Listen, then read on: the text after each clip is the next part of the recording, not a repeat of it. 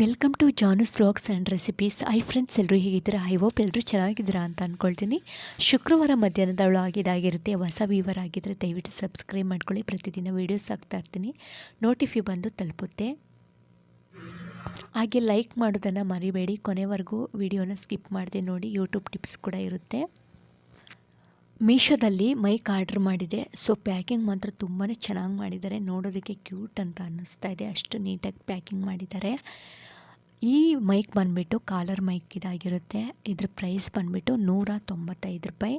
Starting YouTube ಮಾಡೋರಿಗೆ ಇದು helpful ಆಗುತ್ತೆ.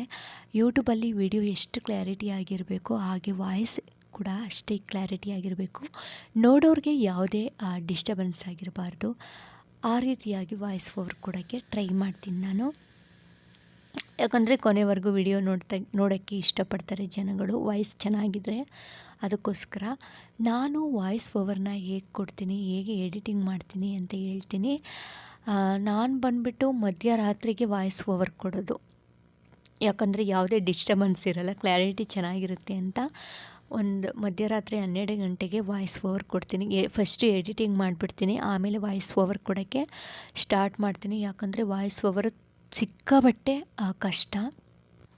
ನಾವು ವಾಯ್ಸ್ ಓವರ್ಗೊಂದರೆ ಕೆಲವೊಂದು ಡಿಸ್ಟರ್ಬೆನ್ಸ್ ಇರುತ್ತೆ. ಮಾತಾಡ್ತಿರ್ಬೇಕಾದ್ರೆ ಏನಾದರೂ ತಪ್ಪಾಗಿ ಮಾತಾಡ್ತಿರ್ತೀವಿ, ಅದನ್ನು ಡಿಲೀಟ್ ಮಾಡಿ ಮತ್ತೆ ಅದನ್ನ ರೆಕಾರ್ಡ್ ಮಾಡ್ತಾಯಿರ್ತೀವಿ. ಸರಿ ಸುಮಾರಾಗಿ ಅಂದರೆ ಒಂದು 20-30 ಸರಿ ವಾಯ್ಸ್ ಓವರ್ ಕೊಟ್ಟಿರ್ತೀನಿ. ಗಂಟಲೆಲ್ಲ ಕಟ್ಕೊಂಡಿರುತ್ತೆ.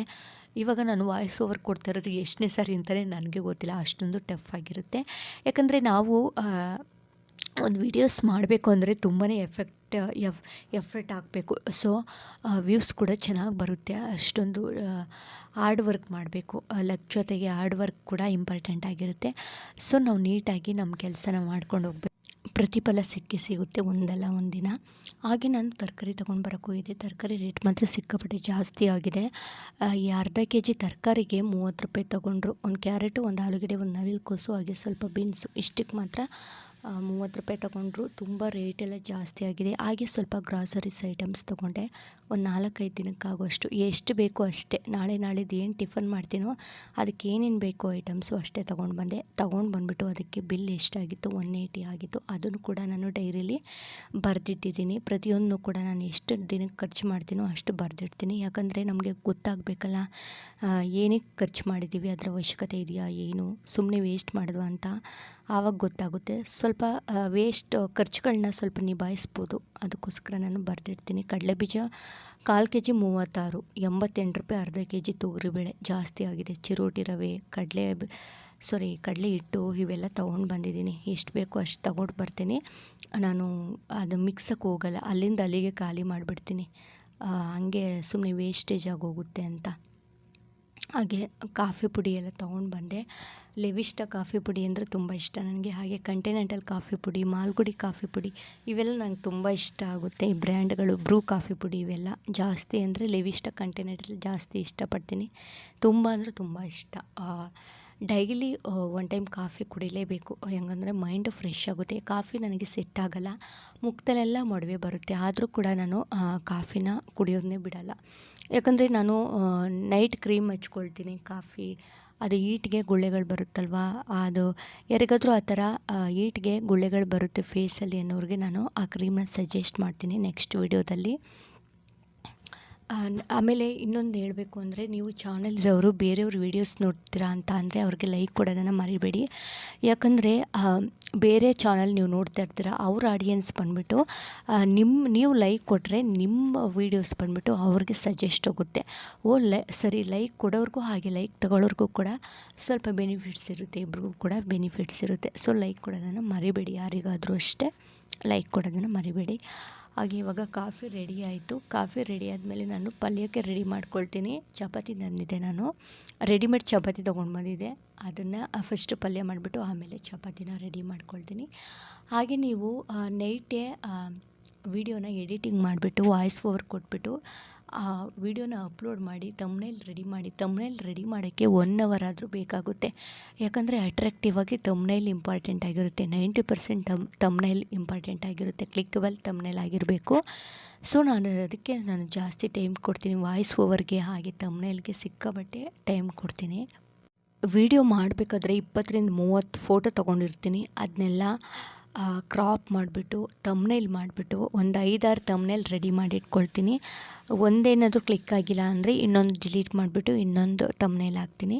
ಹಂಗಾದ್ರೂ ವ್ಯೂಸ್ ಜಾಸ್ತಿ ಬರುತ್ತಾ ಅಂತ ಟ್ರೈ ಮಾಡೋಕ್ಕೆ. ಸೊ ನೀವು ಕೂಡ ಅದೇ ಥರ ಟ್ರೈ ಮಾಡಿ. ಅಕಸ್ಮಾತು ಒಂದು ಅಪ್ಲೋಡ್ ಮಾಡಿದ 3-4 ಅವರಲ್ಲಿ ಅದು ಕ್ಲಿಕ್ ಆಗಿಲ್ಲ ಅಂದರೆ ಚೇಂಜ್ ಮಾಡ್ಬೋದು ತಮ್ನೇಲ್ಗಳನ್ನ. ಹಾಗೆ ಅದ್ರ ಜೊತೆಗೆ ಟೈಟಲ್ ಕಡೆ ಗಮನ ಕೊಡಿ. ಟೈಟಲಲ್ಲಿ ಕನ್ನಡ ಜೊತೆಗೆ ಇಂಗ್ಲೀಷ್ ಕೂಡ ನೀವು ಸ್ವಲ್ಪ ಆ್ಯಡ್ ಮಾಡಬೇಕಾಗುತ್ತೆ. ಯಾಕಂದರೆ ಜಾಸ್ತಿ ಕ್ಲಿಕ್ ಆಗೋದು ಇಂಗ್ಲೀಷಲ್ಲಿ. ಕನ್ನಡ ಜೊತೆಗೆ ಇಂಗ್ಲೀಷ್ ಕೂಡ ಟ್ಯಾಗ್ಸ್ ಆಗಿ ಆವಾಗವಾಗ ಹ್ಯಾಶ್ಟ್ಯಾಗ್ ಹಾಕಿ. ಮೇನಾಗಿ ಹ್ಯಾಶ್ಟ್ಯಾಗ್ನ ಟೈಟಲಲ್ಲಿ ಯಾವ ಥರ ಹ್ಯಾಶ್ಟ್ಯಾಗ್ ಕೊಟ್ಟಿರ್ತಾರೋ ಅದೇ ಥರ ಡಿಸ್ಕ್ರಿಪ್ಷನಲ್ಲೂ ಕೂಡ ಅದೇ ಥರ ಹ್ಯಾಶ್ಟ್ಯಾಗ್ ಕೊಡಿ. ಹಾಗೆ ಟ್ಯಾಗ್ಸಲ್ಲೂ ಕೂಡ ಅದೇ ಥರ ಹ್ಯಾಶ್ಟ್ಯಾಗ್ ಕೊಡಿ. ಇದರಿಂದ ಕ್ಲಿಕ್ ಆಗುತ್ತೆ. ನಿಮಗೆ ಗೊತ್ತಿಲ್ಲ ಅಂದರೆ ಅದು ಹೇಗೆ ಕೊಡೋದು ಅಂತ ನಾನು ಮುಂದಿನ ವೀಡಿಯೋಸ್ದಲ್ಲಿ ತಿಳಿಸ್ತೀನಿ. ಮುಂದಿನ ವೀಡಿಯೋದಲ್ಲೇ ಕ್ಲಾರಿಟಿಯಾಗಿ ತಿಳಿಸ್ತೀನಿ. ನನಗೆ ಗೊತ್ತಿರೋ ಅಷ್ಟು ನಾನು ಫಾಲೋ ಮಾಡುವಂಥ ಅಷ್ಟು ಯೂಟ್ಯೂಬ್ ಟಿಪ್ಸ್ ಕೂಡ ನಾನು ಹೇಳೋಕ್ಕೆ ಇಷ್ಟಪಡ್ತೀನಿ. ಸ್ವಲ್ಪ ಯೂಸ್ ಆಗುತ್ತೆ, ಹೊಸಬ್ರಿಗೆ ಎಲ್ಪ್ ಆಗುತ್ತೆ ಅಂತ ಅಷ್ಟೇ. ನನಗೆ ಗೊತ್ತಿರೋ ಅಷ್ಟು ಹೇಳ್ತೀನಿ. ಗೊತ್ತಿದ್ದರೆ ಇಗ್ನೋರ್ ಮಾಡಿ ಅಷ್ಟೇ. ಪಲ್ಯ ಇವಾಗ ಈರುಳ್ಳಿ ಪಲ್ಯ ಎಲ್ಲ ರೆಡಿ ಮಾಡ್ತಾಯಿದ್ದೀನಿ. ಚಪಾತಿಗೆ ಈರುಳ್ಳಿ ಪಲ್ಯ ತುಂಬ ಒಳ್ಳೊಳ್ಳೆ ಕಾಂಬಿನೇಷನ್ನು.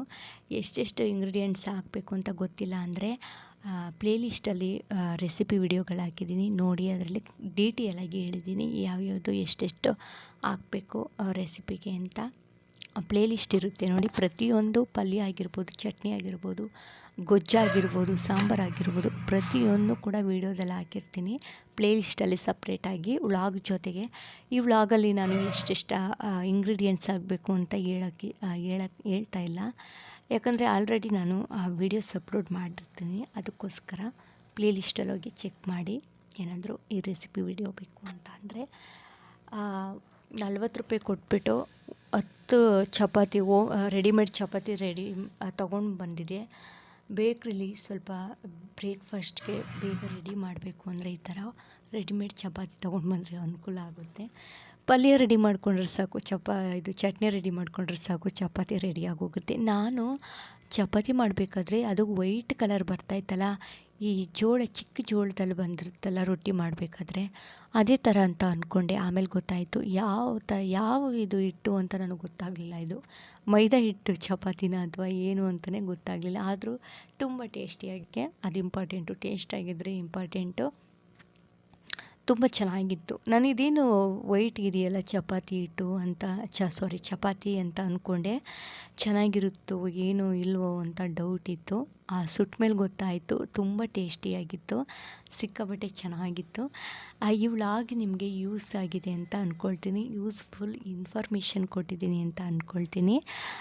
ಲೈಕ್ ಮಾಡೋದನ್ನು ಮರಿಬೇಡಿ. ನಿಮಗೆ ಈ ವ್ಲಾಗ್ ಹೇಗಂತ ಅನ್ನಿಸ್ತು ಅಂತ ಕಮೆಂಟ್ ಬಾಕ್ಸಲ್ಲಿ ತಿಳಿಸಿ. ಬೇರೆ ಯಾವುದಾದ್ರೂ ಟಾಪಿಕ್ ಬಗ್ಗೆ ವೀಡಿಯೋಸ್ ಮಾಡಬೇಕು ಅಂತ ಅನಿಸಿದ್ರೆ, ಏನಾದರೂ ಸಜೆಷನ್ ಕೊಡೋಗಿದ್ರೆ ಕೊಡ್ಬೋದು. ಕಮೆಂಟ್ ಬಾಕ್ಸಲ್ಲಿ ತಿಳಿಸಿ. ಇದರಿಂದ ನಿಮಗೆ ಯೂಸ್ ಆಯಿತಾ ಅಂತ. Thank you.